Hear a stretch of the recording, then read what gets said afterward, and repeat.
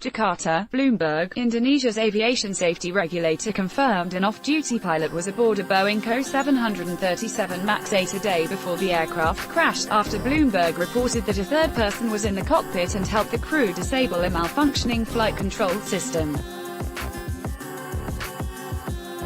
In a press briefing on Thursday, March 21, National Transportation Safety Committee Chairman Sarjanto Djarjono said the regulator interviewed the pilot, but declined to name the person or say what role he played in saving the aircraft. The NTSC won't release details of the discussions until the investigation of Lion Air Flight 610, which crashed in October, is completed, Mr. Djarjono said. The possibility of a malfunction of the safety system, designed to keep planes from climbing too steeply and stalling, on the 737 MAX has come under the spotlight after the Lion Air flight and Ethiopian Airlines Flight 302 crashed less than 5 months apart from each other, killing all 346 people aboard the two planes. The presence of an extra pilot may help investigators determine how some 737 MAX flight crews faced with the malfunction have been able to avert disaster while the others lost control of their planes and crashed. The twin disasters, the latest occurring earlier this month, led to a global grounding of the jetliner, with the US notably behind the rest of the world. The Federal Aviation Administration has since been under scrutiny over its certification of the plane. The NTSC has offered to cooperate with Ethiopian authorities who are investigating the recent fatal crash of the Ethiopian Air flight earlier this month, Mr. Djarjono said at the press briefing in Jakarta on Thursday. On the day before the crash, the crew on the same Lion airplane correctly diagnosed the problem and saved the 737 MAX 8 with the help from an off-duty pilot who happened to be riding in the cockpit. People familiar with the matter have said, the extra pilot, who was seated in the cockpit jump seat, correctly diagnosed the problem and told the crew how to disable a malfunctioning flight control system, according to the People.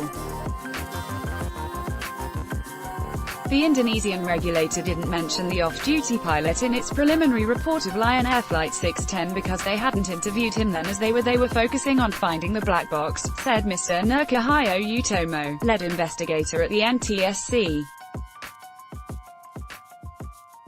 In the wake of the two accidents, questions have emerged about how Boeing's design of the new 737 model were approved. The U.S. Transportation Department's Inspector General is conducting a review of how the plane was certified to fly.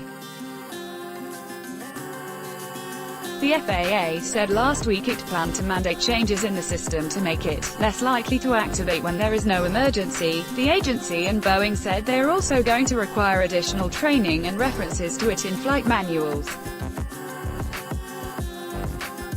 After the Lion Air crash, two U.S. pilots' unions said the potential risks of the system, known as the Maneuvering Characteristics Augmentation System, or MCAS, hadn't been sufficiently spelled out in their manuals or training. None of the documentation for the aircraft included an explanation, the union leaders have said.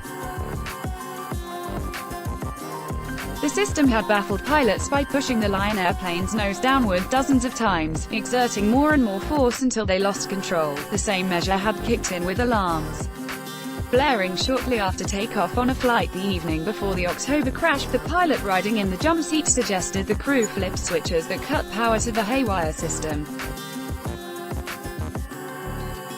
The MCAS system is meant to help counteract the changed center of gravity on the MAX, which boasts larger and more powerful engines than its 737 predecessors. The software intervenes automatically, without a pilot's knowledge, when a single sensor indicates the aircraft may be approaching a stall. The so-called angle of attack vane provided a faulty reading to the Lion Air crew.